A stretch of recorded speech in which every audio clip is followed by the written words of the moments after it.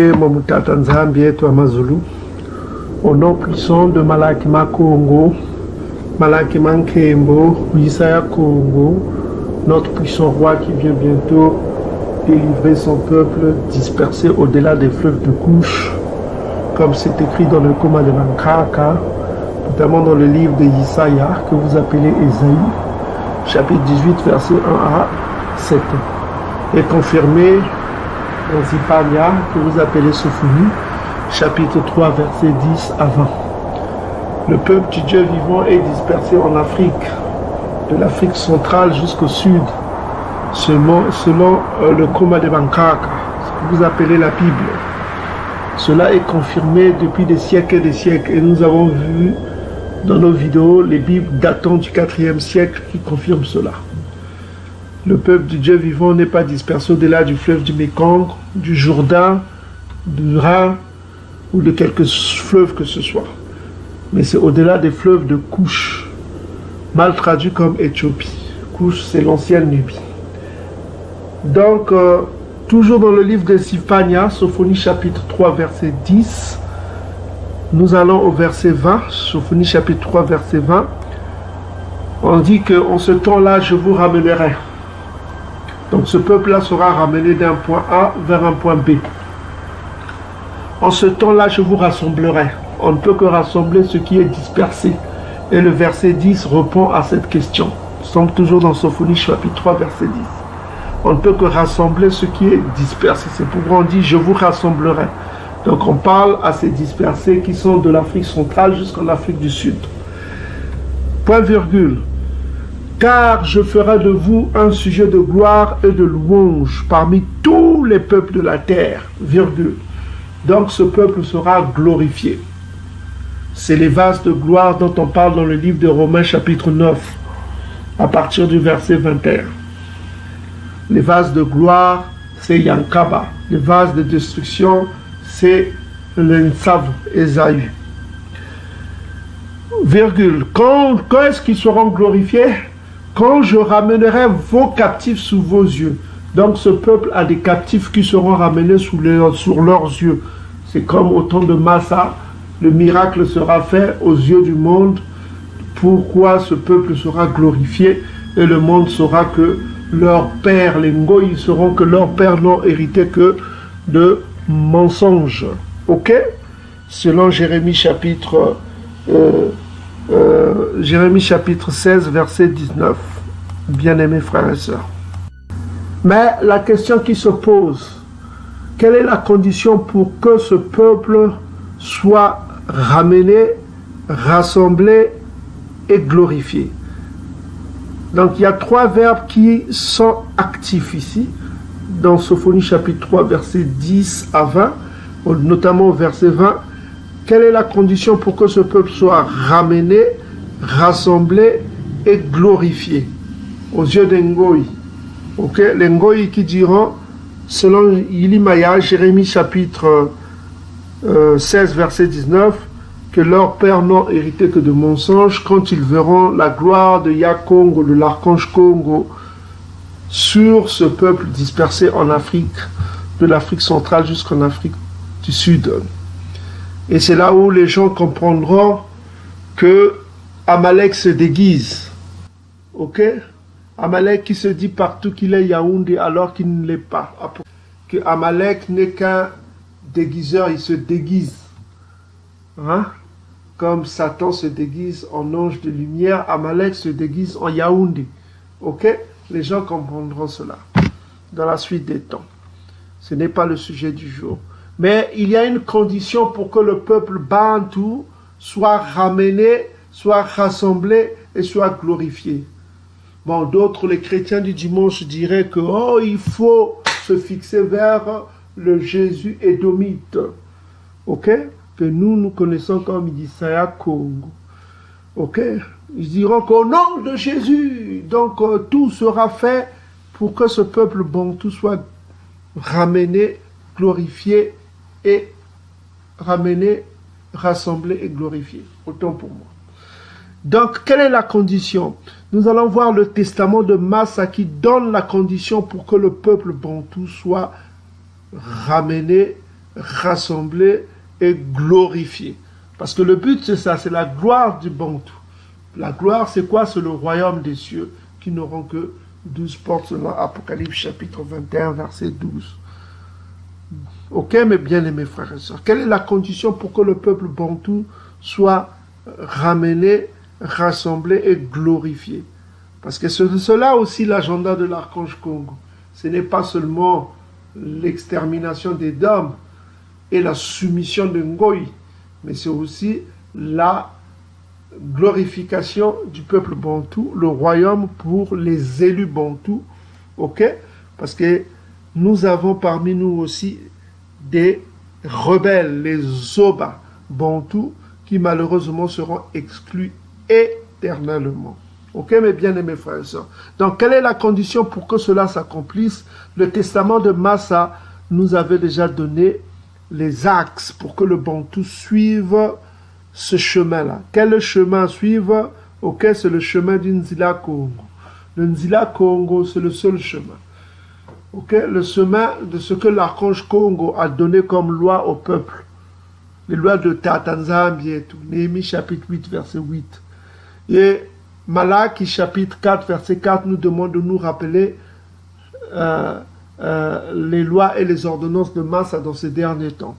Et le testament de Massa nous rappelle la condition pour que nous soyons ramenés, rassemblés et glorifiés. C'est les trois verbes qui constituent l'agenda de l'archange Congo, l'action de l'archange Congo. Donc, voici ce que dit le commun, le testament de Massa. Nabi Massa avait dit ceci, notamment dans Deutéronome. Nous sommes dans Deutéronome chapitre 30, versets 1 à 7. On vous a déjà donné des vidéos sur ça, mais c'est juste un rappel pour que vous n'oubliez pas les exigences de la loi de Massa. Donc, ainsi parle le Koma de Bankaka. Ça, c'est le testament de Massa au peuple Bantou. Lorsque toutes ces choses t'arriveront, notamment, il parle notamment des malédictions qui devront arriver à ce peuple parce qu'il savait déjà la désobéissance que nous subirons. Parce que souvenez-vous, dans Deutéronome chapitre 28, on parle des malédictions et des bénédictions. En l'occurrence, le peuple a été désobéissant. C'est pourquoi ils sont victimes des maladies d'Égypte, c'est-à-dire d'Afrique. Ok? En outre, ils sont victimes d'une dispersion, notamment dans Deutéronome chapitre 28, verset 64.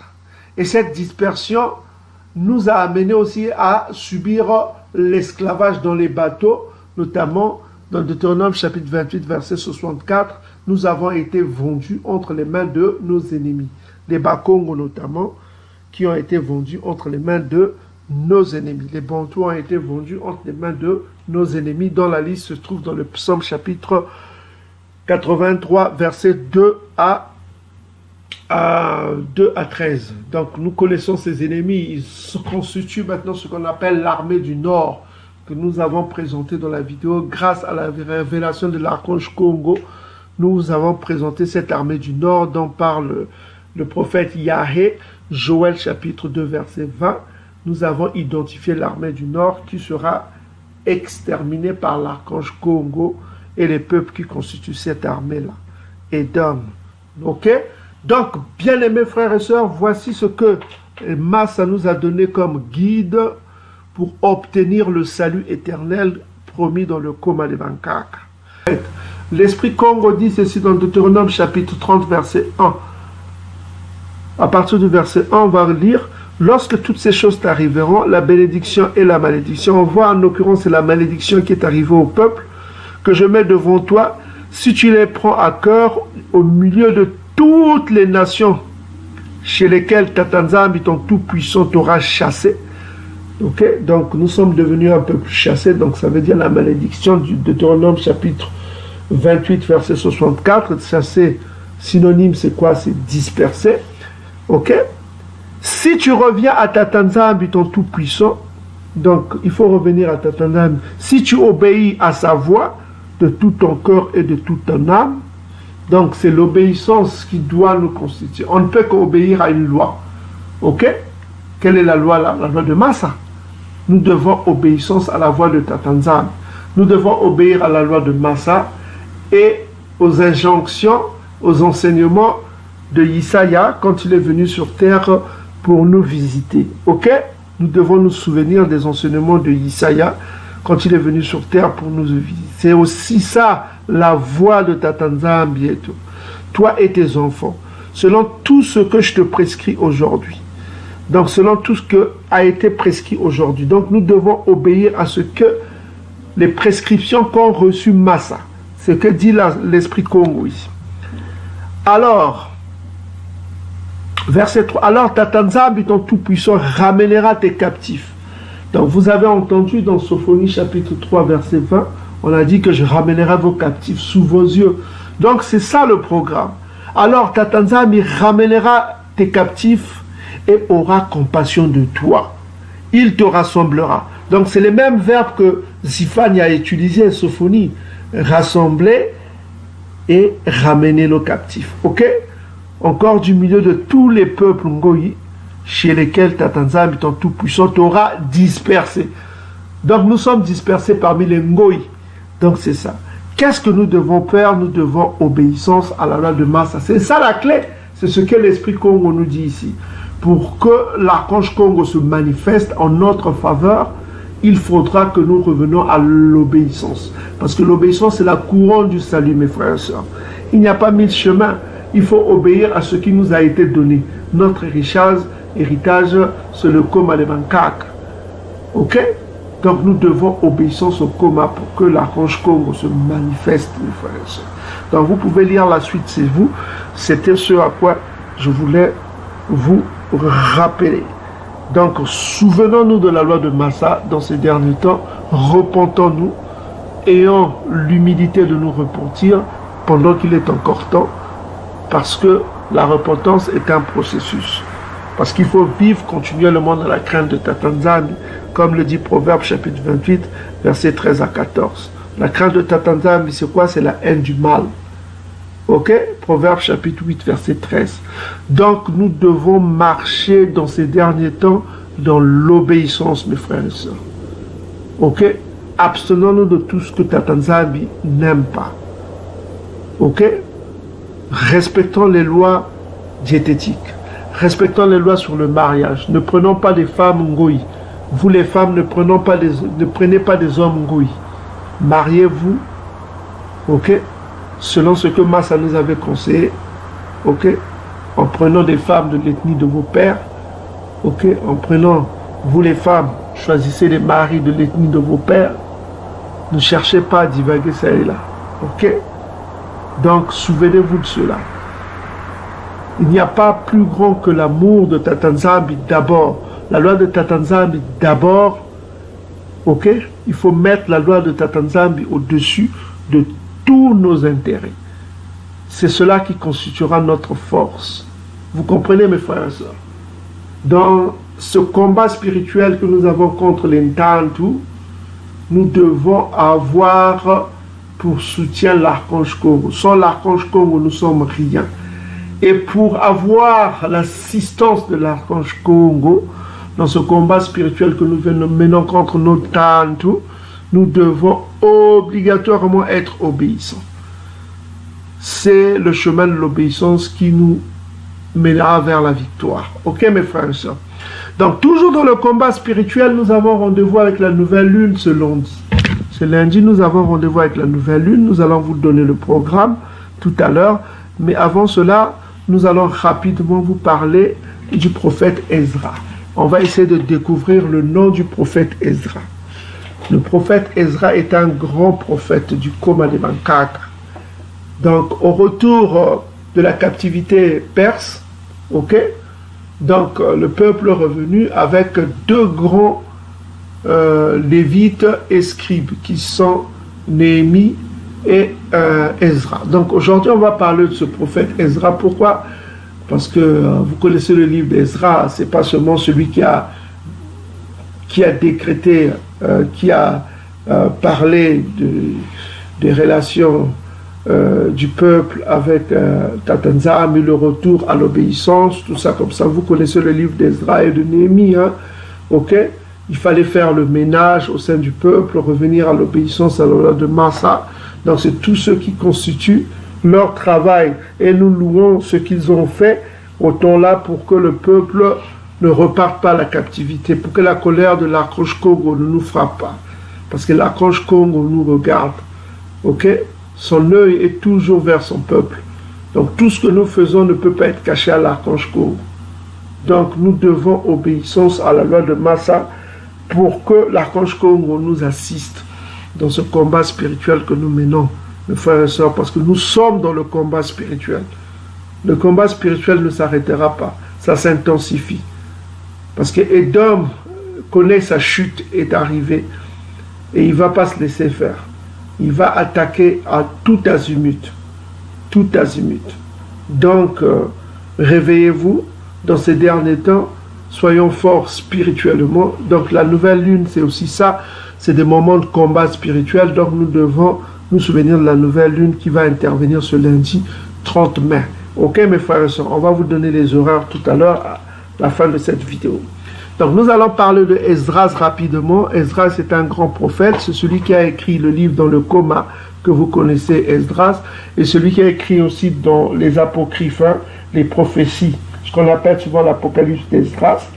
Dans les Bibles de Jérusalem, vous trouverez cela. Dans les Bibles Top, vous trouverez cela. Comme 3 Ezra, 4 Ezra. Et dans les Bibles King James de 1611, vous trouverez cela comme 1 Ezra et 2 Ezra. Ok, mes frères et sœurs? Donc, c'est important que vous compreniez cela. Et vous lisez ce livre des apocryphes sur Esdras parce que ça parle beaucoup des derniers temps que nous vivons avec beaucoup de détails. Ok? Donc, voilà quoi. L'archange Uriel lui a révélé beaucoup de détails. L'archange Congo a envoyé l'archange Uriel pour lui révéler beaucoup de secrets. Et ces secrets sont écrits dans les livres d'Esdras que je vous conseille de lire. Et c'est là où on parle dans le livre d'Esdras, chapitre 6, verset 9, que Édom est la fin de ce siècle. Et on parle beaucoup de la fin de ces derniers temps que nous vivons. C'est très important, mes frères et sœurs. Ok, mes frères et sœurs. Donc, on va découvrir Esdras. Donc, nous sommes ici, on va aller dans Wikipédia. Donc, Wikipédia, comme toujours, vous voyez que les photos qu'on met, c'est toujours Édom. Édom cherche toujours à se glorifier. Donc, ce qu'on va faire, mes frères, post-production, vous enlevez cette image, vous mettez l'image plus appropriée. Donc, ce que vous devez faire, vous enlevez cette image. Image à malamu. Parce qu'il y a un Édomite, un Kadiam Pemba. Donc, toujours le mentor qui cherche à toujours se glorifier. Donc, Esdras n'était pas que sous cette image. Post-production, on vous mettra une image approximative. Donc, voilà. Donc, Ezra, ici, si on dit en hébreu, c'est Ezra. Donc, voilà, on va voir le nom d'Ezra. On va connaître comment il s'appelait. Ok? Parce que c'était un Bakongo, on va vous le prouver. Il portait un nom Congo. Donc, Ezra, ici, on dit dans Wikipédia, est un personnage du livre d'Esdras et du livre de Néhémie, on en parle, quoi, qui font partie de la Bible hébraïque. Il est issu de la tribu de Lévite, notamment ça, vous pouvez lire dans Esdras chapitre 7. À partir de 7, on parle de lui, de sa biographie. Ok? On va voir ces noms-là, c'est Raya aussi. Ok? Descendant d'Aaron, ce prêtre et scribe, il était prêtre scribe juif, ça veut dire Yehoundé. Donc il était un Bena Yaoundé de la tribu de Juda. Lévite de la tribu de Juda, c'est-à-dire les tribus du sud qu'on appelle la tribu de Juda qui comprend les Lévites, Juda lui-même, et puis Benyamin, c'est-à-dire Benjamin, quoi. Les 3 grandes tribus du sud, quoi. Ok, donc ce prêtre scribe juif, c'est-à-dire Yaoundé, parce que le mot juif est faux, menait environ 5000 exils judéens Yaoundé de Babylone. Donc il revenait de Babylone, notamment à Salama. Donc on dit en 459 avant JC. Donc, il a reconstitué la communauté Yaoundé dispersée sur les fondements de la Torah, c'est-à-dire que le coma, grâce au coma, le tout là, grâce au coma, en mettant l'accent sur la loi mosaïque. Donc, il a ramené le peuple pour leur rappeler les exigences de la loi de Massa. Notamment dans Ezra 10, il a exigé les divorces de tous les Bantous qui étaient mariés avec les Ngoï. Il leur a demandé afin d'apaiser la colère de Yakongo, parce que l'archange Congo était en colère contre les mariages interraciaux qui existaient là. Donc les Bantous sont revenus avec les femmes édomites, les femmes kamites, ouest-africaines, maliennes, sénégalaises, donc je ne sais, ils sont venus avec leurs enfants, tout ça comme ça. Donc la colère de l'archange Congo était contre ces Bantous-là.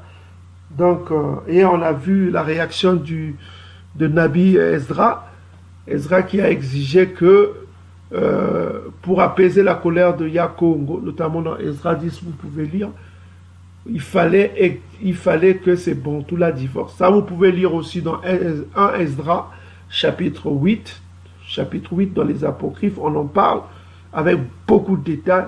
Donc, pour apaiser la colère de l'archange Congo, il fallait que ces Bantous-là, mariés à des femmes Ngoï, que ce soit des femmes Ngoï noires, que ce soit Ngoï édomites, mohabites.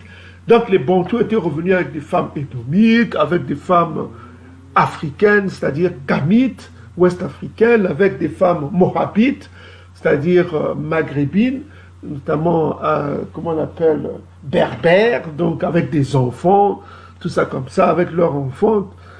Ça a attisé la colère de l'archange Congo. L'archange Congo était en colère contre ces Bantous-là. Donc, pour apaiser la colère de l'archange Congo contre tout le peuple, il était question que ces Bantous-là divorcent. Donc ça, vous pouvez lire dans Ezra chapitre 10. Donc seul le divorce devait apaiser la colère de l'archange Congo contre ces Bantous-là. Donc vous pouvez lire la suite chez vous, hein, pour connaître qui est Ezra. D'accord. Maintenant, on va chercher à connaître quel est le nom d'Ezra. Est-ce qu'il est lié au Bakongo? S'il est Bakongo, il doit avoir un nom Bakongo. N'est-ce pas, mes frères et sœurs? Donc, pour cela, on va aller dans lueur biblique pour voir le nom d'Esdras en hébreu. Donc, le nom Esdras en hébreu, comme vous pouvez le voir, mes frères et sœurs, le nom d'Esdras en hébreu, c'est, vous avez ici la transcription, c'est Esdra. Ok, comme vous pouvez le voir. Donc, on va voir quelles sont les lettres qui composent le nom d'Ezra. Donc, ne vous trompez pas, là, vous avez quoi? Une écriture hébraïque amalekite. Ça, c'est l'hébreu amalekite. Hein? Donc, vous avez le Aïn. La première lettre, c'est le Aïn. Le Aïn, en paléo-hébreu, ça s'écrit comment? Ça s'écrit avec le zéro que vous voyez là. C'est comme un zéro, un œil. Hein? Ça représente comme un œil. On vous a dit le Aïn est silencieux, silent. En paléo-hébreu, c'est silent. C'est silencieux, quoi. Donc, on ne va pas prononcer le Aïn. Silent, en français, ça veut dire silencieux, en paléo-hébreu. Donc, nous ne sommes pas dans le yiddish, hein? Le yiddish amalekite. Là, nous sommes en paléo-hébreu, paléo-hébreu script. This is paléo-hébreu. Donc, c'est silent. Comme vous pouvez voir, silent, ça veut dire silencieux. Donc, ça veut dire que le Aïn, la première lettre, là, nous allons omettre. Nous n'allons pas prononcer le Aïn. Au lieu de dire Ezra, on va éviter le E, là. Le Aïn, souvent, a le son de E, tout ça comme ça. Mais on ne va pas le prononcer parce qu'au début d'une phrase, c'est silencieux, silent. Ça veut dire silencieux. On ne va pas le prononcer.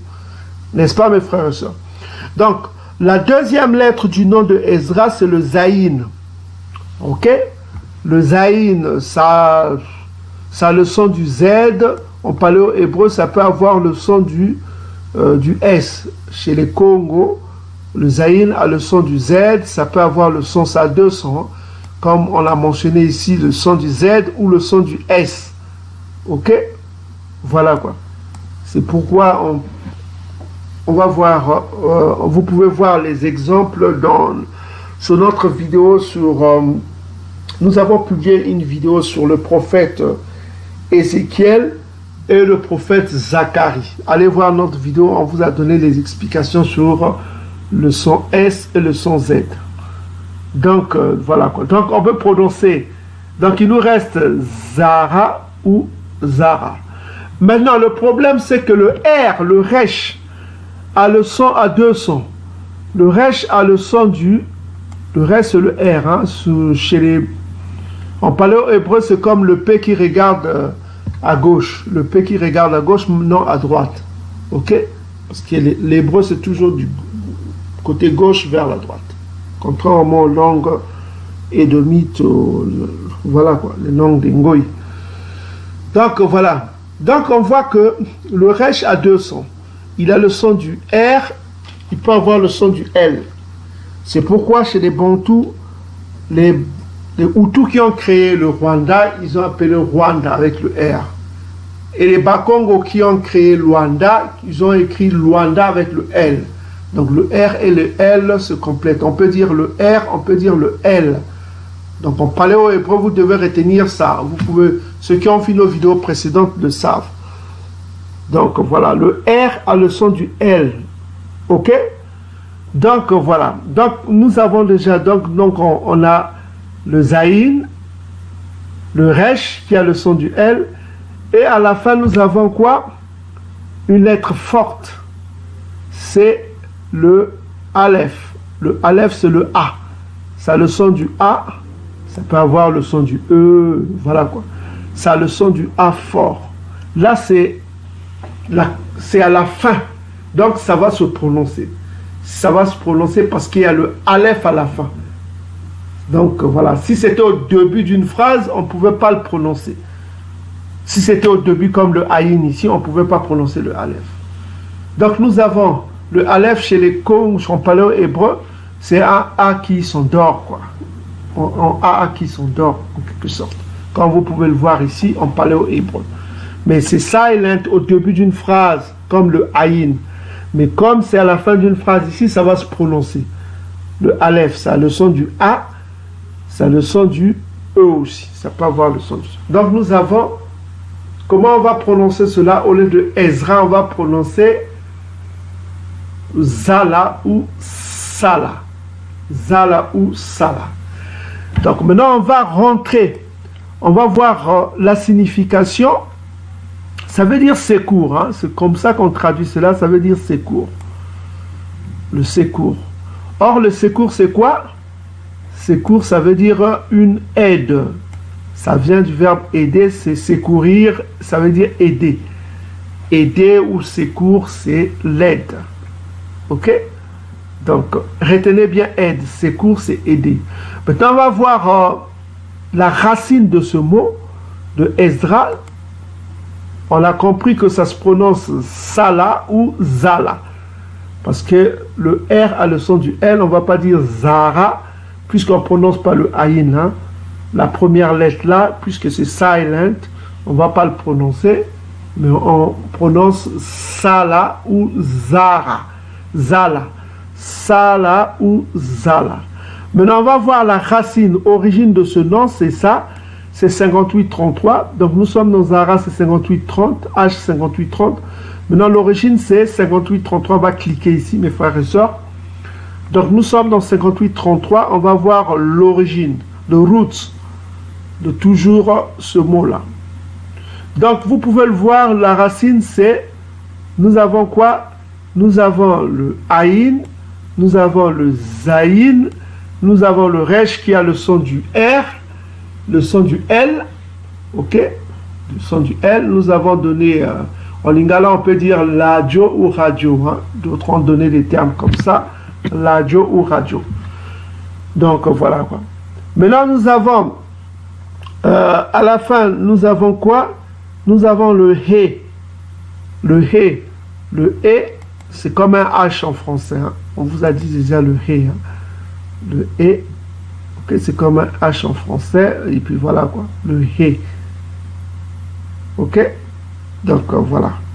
C'est pas le Het. Hein. Le Het, ça a l'autre son. Mais ça, c'est le He. C'est comme un H en français. Donc c'est pourquoi... Ici, comme vous voyez, ils ont mis un H à la fin. Ok? Donc, on va dire comment ça se prononce. Ça se prononce comme le nom d'Ezra, c'est Sala ou Zala. Sala ou Zala. Qui veut dire quoi? Définition, aide ou secours. C'est la même chose. Maintenant, est-ce que Zala ou Sala, qu'est-ce que ça veut dire en langue Congo? Maintenant qu'on a compris comment ça se prononce en paléo-hébreu, on va voir maintenant dans le dictionnaire Congo que veut dire aide ou secours. Ok? Aide ou secours. Donc, pour cela, on va prendre le dictionnaire Kikongo. Voilà. On va prendre le dictionnaire Kikongo, mes bien-aimés frères et sœurs. Nous sommes dans le dictionnaire Kikongo ici. On va prendre le dictionnaire Kikongo. Voilà. Donc, Sadi là, qui vient de Sala, ça veut dire travailler, servir. Ça veut dire quoi? Aider, aider. Congo. Donc, Sadi là, qui est relié à Sala, qui veut dire travailler, c'est comme Sala qui veut dire travailler. Sadi là, qui veut dire aussi Sala, travailler, servir, aider. Ça veut dire aider. Donc, nous avons Sala qui veut dire aider. Aider, employer, se servir, travailler. Ok? Travailler, Sala. Ça veut dire aussi aider. Donc, c'est la même chose en Kikongo. Vous avez vu Sala. Sala, c'est travailler, c'est aider. C'est aider. Ça veut dire aussi Sadi là, c'est aider. Donc, vous voyez, c'est la même chose.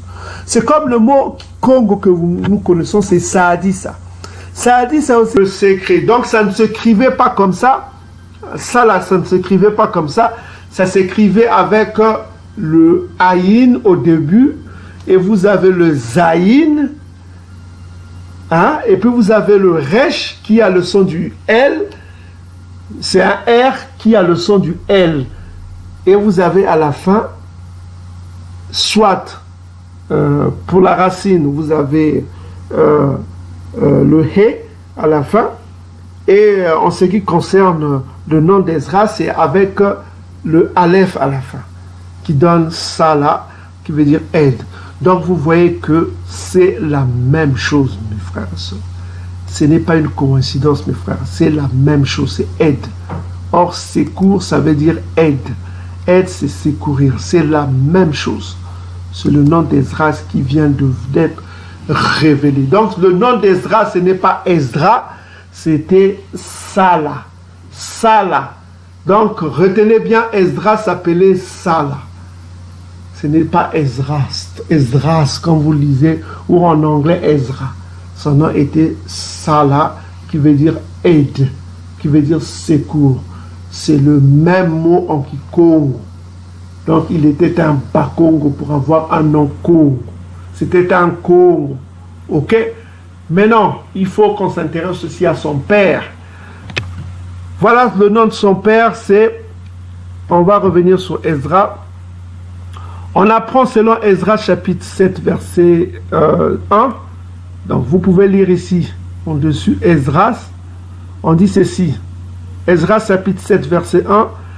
On dit ceci. Après ces choses, sur le règne d'Artaxerxès, roi de Perse, vint Esdras, c'est-à-dire Sala, Béna, Seraya. Donc on va s'intéresser à son père Seraya. Donc souvent on écrit Seraya ou Saraya. On va voir est-ce que le nom de son père c'est aussi a des liens avec l'origine Congo. Est-ce que son père était aussi un Bakongo, un Congo Dieto, un Bénin Congo. Donc pour cela on va examiner le nom de son père. On a le nom ici. Le nom, c'est la concordance 8304. 8304, c'est la concordance du nom du père de Sala, Ezra. Donc son nom est composé de 2 lettres. Nous avons l'origine de son nom, nous avons Sara et Ya. Vous connaissez déjà Ya en langue Congo, c'est celui qui est digne de révérence. Ok? Ya, c'est ce qui est digne de référence. Ya peut se reporter à un grand frère. Ok, on peut m'appeler Yann Siba, on peut appeler des frères, voilà quoi, plusieurs noms. Donc, en mettant le Ya au début, c'est pour honorer une personne ou honorer un être spirituel, Ya. Donc, on peut appeler Tatanzambi Ya. Donc, on peut appeler l'archange Congo Ya. Ok, donc c'est celui qui est digne de révérence, de respect ou de culte. Ok? Donc c'est ça, Ya. Maintenant, ce qui nous intéresse, le préfixe de son nom, c'est Sarah. Voilà. Donc, pour le nom de son père, vous avez un autre Sala. Ok? Parce que vous avez quoi? Le sin, hein, qui a le son du S. Vous avez le sin ici. Le sin. Voilà. Le sin en paléo-hébreu, ça s'écrit pareil. Hein? Comme en paléo-hébreu, ça s'écrit pareil que chez Amalek. Hein? Mais avec une différence. En paléo-hébreu, ça a le son de... voilà. Ça s'écrit comme le W en français. Donc le sin. Nous avons le sin. Ok. Le sin. Nous avons le resh qui a le son de quoi? De son, peut avoir le son du R ou du L en paléo-hébreu. Nous avons donné l'exemple de radio ou ladio, ou bien l'exemple de Luanda chez les Congo d'Angola et chez les Bantous du Rwanda. On ne parle pas des Cananéens qui occupent maintenant le Rwanda, les Cananéens qui gouvernent là-bas, qui n'ont rien à voir avec les Bantous. Ok? Les Cananéens là n'ont pas créé le Rwanda. Donc Rwanda, c'était Luanda, le Rwanda chez les autres Bantous et Luanda en Angola. Ok? Donc le R et le L en paléo-hébreu se confondent. Donc ici en l'occurrence on parlera de Sala. Ok, Sala ici, le préfixe du nom de son père. Son père c'était Seraya, mais on ne va pas prononcer Seraya, mais on va prononcer Sala. Sala, ça veut dire quoi? Définition, on vous dit que ça veut dire lutter, soutenir, avoir la puissance, persister, s'efforcer, persévérer. Ça veut dire lutter. Mais on va voir lutter c'est quoi? Dans les synonymes, lutter c'est agir. Lutter dans les synonymes, ça veut dire agir. Donc on va voir, est-ce que agir en langue Congo, on peut trouver lutter ou agir en langue Congo, qui va se dire aussi comme Sala, c'est-à-dire lutter. Sala. Souvenez-vous que c'est un vieux mot, hein, agir là. Souvenez-vous de Yankaba qui a résisté à l'ange, hein, dans Genèse chapitre 30.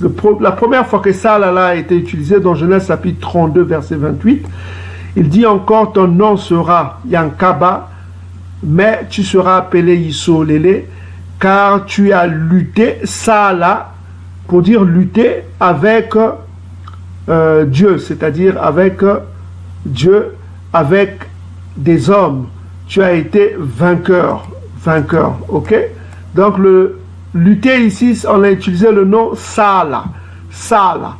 Est-ce que Sala là, hein, est-ce qu'on peut trouver Sala non avec ce qu'on a vu qui veut dire travailler, aider, comme on vient de le voir? Est-ce que ça a un autre sens aussi en langue Congo, lutter ou aider? Parce qu'on a vu lutter, ça veut dire aussi aider. Et lutter, ça veut dire agir. Est-ce que ça veut dire la même chose? Lutter veut dire agir. Parce qu'on peut trouver agir en langue Congo qui veut dire Sala. Et c'est là où on va comprendre que Ezra était effectivement un Bakongo. Parce que vous ne trouverez pas ça dans les langues des Kamites. Vous irez chercher vos dictionnaires des Kamites. Pour ceux qui prétendent que tous les Africains sont les mêmes, on a vu que l'ADN n'est pas le même. On a déjà prouvé cela. Pour tous les panafricanistes là, je vous mets au défi. Allez chercher dans tous les dictionnaires des pays Kamites si vous trouverez ça. Venez voir dans les commentaires et donnez vos preuves. Ok? Vous ne trouverez pas ça en Afrique de l'Ouest. Afrique de l'Ouest Kamite ou cananéenne de l'Est. Vous ne trouverez pas ça. Mais on trouve cela chez les Congos et les Bantous. Pourquoi les Congos sont importants? Parce que c'était des Lévites et des scribes. Ok? Ils ont conservé l'hébreu dans sa pureté. Et le lingala, on porte encore. Et on trouve dans les langues bantoues toujours des traces de cet hébreu pur conservé. Ok? Donc, qu'est-ce qu'on peut trouver? Est-ce qu'on peut trouver Sala, le nom de son père, Salaya, le préfixe Salala? Est-ce qu'on peut trouver en disant la même chose, lutter ou agir?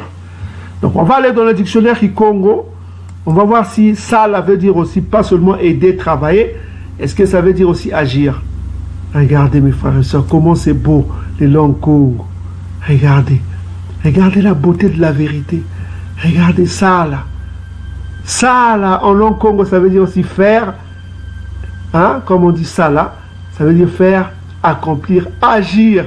Or, on a dit agir veut dire quoi? Lutter. Congo! Regardez comment c'est beau la vérité. C'est pas beau ça? C'est pas beau ça? C'est pas beau? Vous commencez à comprendre que le paléo-hébreu est vrai. Le R a le son du L. Vous commencez à voir clair maintenant. Vous commencez à voir clair. Hein? Vous commencez à voir clair, mes frères et sœurs. Hein? Regardez la beauté de la vérité. C'est comme le mot landa. Landa en langue Congo. En langue Congo, c'est poursuivre, non? En hébreu, c'est pareil, mais ça s'écrit avec le R. Au lieu de landa, ça s'écrit randa. Donc le L a le son du R. C'est beau l'hébreu, mes frères et sœurs. C'est dans sa pureté. Vous voyez, ça veut dire aussi agir. Or, on a dit agir veut dire quoi? Lutter. Regardez, agir veut dire quoi? Lutter. C'est la même chose. Et le père d'Ezra s'appelait, au nom de Seraya, il s'appelait Saalaya. Saalaya. Regardez la racine de son nom. Sarah, les Amalékites n'ont pas compris, ils ont écrit Sarah. S'ils étaient les vrais Hébreux, les Jacobins, ils devaient écrire Sala, comme chez les Congo. Parce qu'ils ne connaissent pas la vérité. Dieu n'agit pas avec eux. Pourtant, ils connaissent le paléo-hébreu, comment ça fonctionne. Mais pourquoi ils ont mis Sarah? C'est parce qu'ils sont dans le faux. Est-ce que vous commencez à comprendre? Ça veut dire quoi? Sala, au lieu de dire Sarah, on prononce Sala. Comme chez les Congo, ça veut dire agir, ça veut dire lutter. Lutter, regardez définition lutter. Donc on revient dans le nom de Seraya, qui veut dire il y a lutte. Au lieu de Seraya, on dit Salaya. Salaya. Donc son nom était, le nom d'Ezra lui-même, son nom c'était Sala, et son père s'appelait Salaya. Donc Ezra s'appelait Salaya, Sala, son père s'appelait Sala, Bena, Salaya. Vous comprenez? Sala, Bena, Salaya. Vous voyez? C'est pas beau la vérité? Donc c'est le fils de Salaya. Sala, le Sala d'Ezra, c'est quoi? C'est aider en langue Congo. Mais le Sala de son père, c'est lutter. Il y a qui lutte. Est-ce que vous commencez à comprendre? Il y a lutte, il y a âge. Donc, on va terminer avec ça. Donc, Ezra s'appelait Sala. C'était pas Ezra, c'était Sala. On a appris que le nom d'Ezra, c'était Sala. Sala qui veut dire aider. Secours. Ok? En langue Congo, c'est la même chose. Donc, voilà. Sala. Ezra s'appelait Sala. Verset 68 à 77. Donc, bien aimés frères et sœurs, que Yah Congo soit loué, soit glorifié, pour ce qui nous a révélé, l'Esprit Congo, qui nous a révélé ce secret-là. Donc, le nom d'Ezra, ce n'est pas Ezra, c'était Sala, Bena, Salaya, c'est-à-dire fils de Seraya. Ok? C'était une Sala.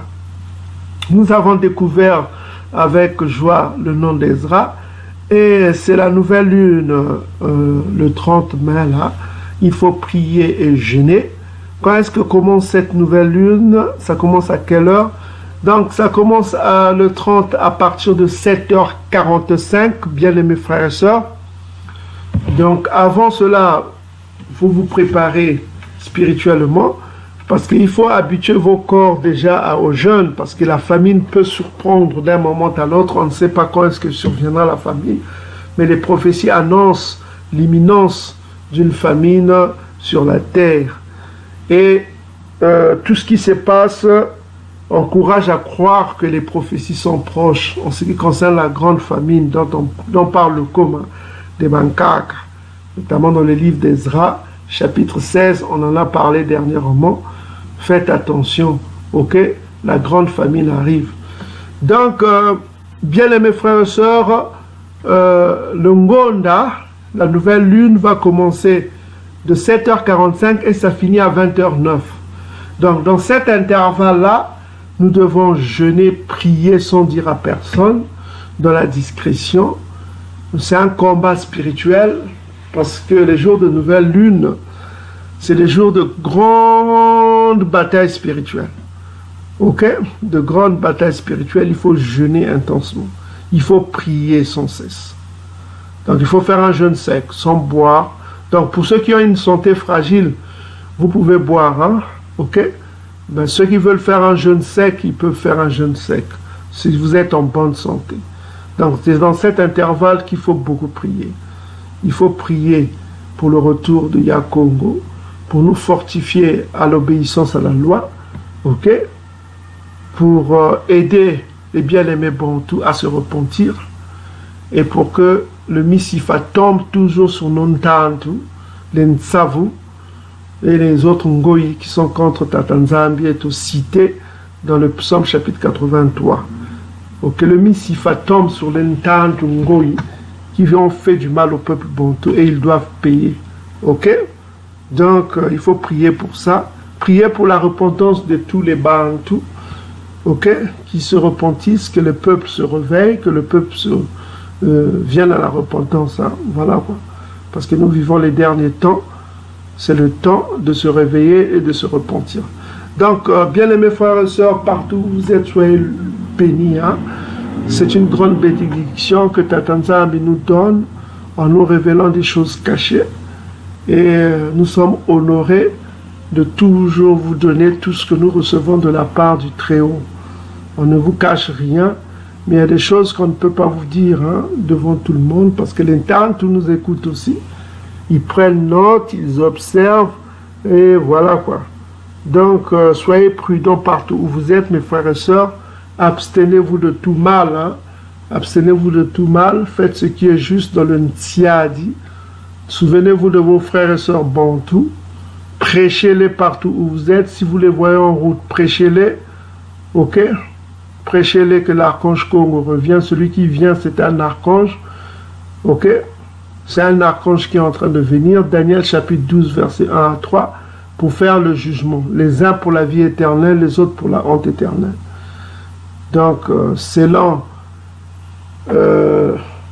Malachie chapitre 3, verset 1 à 5, c'est toujours l'ange de l'Alliance qui va venir. C'est pourquoi il va venir pour juger le peuple Bantou. Verset 5, Malachie 3, verset 5, vous dit explicitement, il vient pour nous juger. Ok? Cela est confirmé dans le Nouveau Testament, dans Matthieu chapitre 19, verset 28. Il vient juger les 12 tribus Bantou. Et si vous faites un peu de recherche historique, vous verrez que le seul peuple à avoir 12 royaumes dans le monde, c'est le peuple qui est dispersé au-delà du fleuve de Couche, qui avait 12 royaumes, c'est-à-dire les 12 tribus. Donc c'est nous qui serons jugés. Or, il n'y a pas de jugement sans la loi. Un juge peut-il juger sans la loi? Donc c'est à vous de répondre à cette question. Si un juge doit juger avec la loi, donc faites attention à la loi de Massa, dont nous devons nous rappeler dans ces derniers temps, selon Malachie chapitre 4, verset 4. Donc, soyez bénis, peuple Bantou, partout où vous êtes, Belouk à tous et à toutes vos familles. Hein. Abstenez-vous de tout mal et l'amour de Tatanzambi qui consiste à garder ses commandements. C'est difficile, c'est vrai, mais il faut faire de votre mieux. C'est dur de servir Tatanzambi. Parfois, on est confronté à la solitude extrême, à des difficultés, mais persévérez toujours dans la foi. N'ayez peur de rien. Les temps difficiles vont arriver, très très difficiles. Dans ces derniers temps, ne vous attachez pas au matériel, hein, car vous pouvez tout perdre. Donc, on ne sait pas. Ok? Donc, voilà quoi. Soyez bénis partout où vous êtes, que Yakongo, que Tatanzambi soit loué, soit glorifié, le Père éternel, créateur des cieux et de la terre, et que sa droite soit glorifiée, l'archange Congo, notre puissant roi qui va venir bientôt accomplir les prophéties comme c'était. Katonda. Esalamu.